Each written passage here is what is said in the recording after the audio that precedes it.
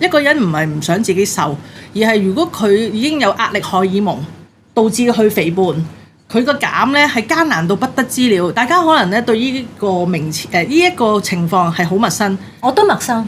壓力荷爾蒙呢一樣嘢係令到你致肥啊，係你唔會咁容易去可以減到啊。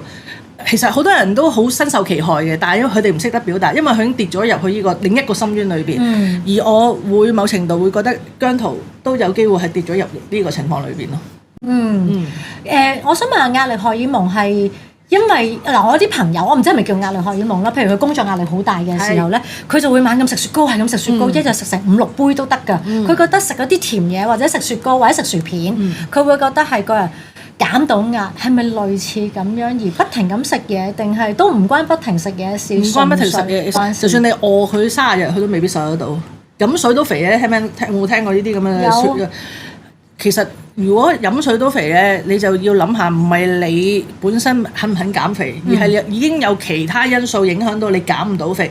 其實人嘅身體好奇妙嘅，我哋唔係專家，冇可能話知晒。